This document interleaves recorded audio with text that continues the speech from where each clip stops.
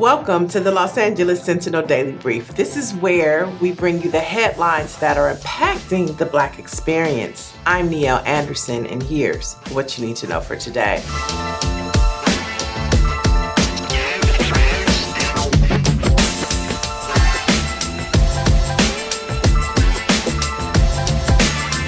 There's a huge conversation locally, statewide, and nationally about tobacco products in the African American community. Here in California, Prop 31 was just passed in November, and we're going to have a conversation with Carol McGruder, co-chair of the African American Tobacco Control Leadership Council, to talk about what's happening in California and on a national level when we talk about tobacco, menthol, and African Americans. So you're in Los Angeles. Can you talk to us about why you're here in LA? Well, I'm here in LA because we came down to meet with our new Madam Mayor, Karen Bass, on Saturday, myself and the other co-chair, Dr. Philip Gardner, and Dr. Valerie Yerger, who's our third unofficial co-chair. Okay. And Madam Mayor Bass has been standing with us since she was the Speaker of the Assembly and went on to become chair of the Congressional Black Caucus. And so we were enthused that she's here at this time, at this moment, because it's a very exciting time for African Americans and commercial tobacco control in terms of really making some headway to get the deadliest killer of Black people off the market once and for all. Can you take a deeper dive into the impact of menthol cigarettes on African Americans? I would love to. So menthol, 80%, 90% of Black smokers who smoke a mentholated tobacco product. And that's led some people to mistakenly believe that menthol is part of our culture, that it's part of our community. And the reason for that such a high percentage of Black people smoke mentholated products is because these products were dumped in our communities when I was a teenager in the 60s and 70s and seeded. Menthol cigarettes, like Dave Chappelle was given free cigarettes when he was 14 in Washington, D.C. at the Metro. A young woman who was given cigarettes when she was 9 years old, who, if she were alive, she would be my age in Boston. So that's the fight, and that's the reason why getting these products are so critical to our health. So 45,000 Black people die every year from tobacco-induced diseases, and that's more than everything else combined. So you say everything else combined. You're talking about like cancer, HIV, homicides, HIV, AIDS, car accidents, all the cancers that are non-tobacco related, breast cancer, prostate cancer, bladder cancer, pancreatic cancer. All of these can be caused by different reasons, and one of those reasons could be tobacco. And so the council's mission is to totally ban menthol. Our mission is to save the lives of the 45,000 Black people who die from tobacco-induced diseases every year in this country. And how do you do that? Well, you take those products off the market. So we're talking about a ban. We're talking about a ban. And we've been working on that locally. We're California-based, but this is a national issue. We've actually sued the FDA. So people, when people are like, well, why are you taking our cigarettes off? So those were left on. Right. The other flavored tobacco products were taken off the market when President Barack Obama, if we can remember him, signed the Tobacco Control Act in 2009. Because of leaders, Karen Bass wasn't in Congress then, but there was another woman, Donna Christensen, who was a medical doctor, the representative for the Virgin Islands. So there was an amendment put on the Tobacco Control Act at the behest of the Congressional Black Caucus that charged the FDA to do something about menthol. If we hadn't had that amendment, then probably nothing would have been done because they wouldn't have had the legal requirement to do something. So then in 2009, they began to study, they began to make decisions, but they never acted on them because there's so much political interference and there's so much money on the table with the tobacco industry cartel that they managed to block everything. So we sued them along with the Action on Smoking Our Health, with the American Medical Association, which is our white doctors, and the National Medical Association, which is our Black doctors. We're actually co-plaintiffs with us with the FDA. And nationally, these products are supposed to come off the market this year in August. But we know that we have such gridlock on the federal level. We know that nothing moves. And that's why cities and states have the authority to do certain things. And they need to do those things to protect their people right now. And which brings you to LA. Which brings me to LA. To talk to Mayor Bass. Yes. Now, this conversation is very controversial within the Black community. It is, yes. Some say with the ban, you'll have more situations like what happened to Eric Garner at the store in New York. Yes. And we know That made national headlines. Yes. What's your response to the pushback from the community? I'm talking about organizations like the National Action Network. Yes. Black leaders are some pastors Yes. are pushing Yes. back on this conversation. Yes. What's your response to that? My response to that is that most of the people who are pushing back receive money from the tobacco industry. So you have to follow the money. So we have people, Al Sharpton, who's a champion for our community, who's fought, now everybody wants to talk to Al Sharpton, but there was a time when people didn't, he wasn't getting their respect, but he still takes money from Reynolds American Tobacco, which is Newport cigarettes.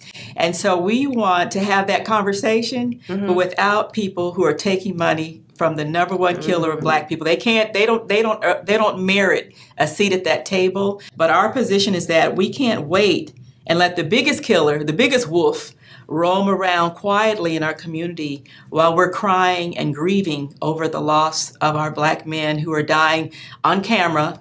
And so we're seeing it graphically, and that is a visceral gut reaction that we have as a community, and that we have to do something about that. The marketing for menthol cigarettes versus Marlboro. Yes. So Marlboro is not a menthol cigarette, right? There are mentholated Marlboro cigarettes, but the mentholated products, which ones that are really ingrained in our communities, of course, are Newports, Cools, and Salems.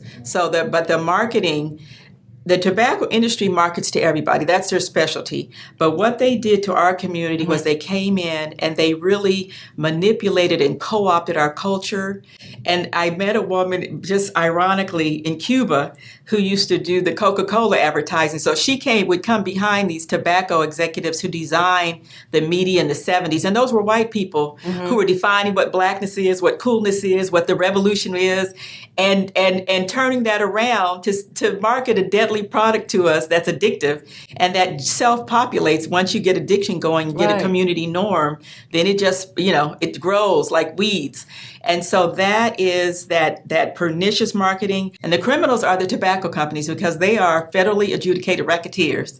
And we have borne the brunt of their mafioso racketeering. We have borne the brunt of that targeting and the inattention by the public health agencies that are supposed to protect us, which would be the FDA, and that's why we sued them. Right. And so we are working on all levels, and so we need to work on demand and supply. I just want to talk a little bit about Prop 31 and just talk about what that implies because it just passed on the ballot in November. Right. So Prop 31 was a proposition, it was a referendum put on the ballot by the tobacco industry cartel after Senate Bill 793 had been passed bipartisan vote. Newsom had signed it. That would have taken effect in June of 2020. So that was voted in.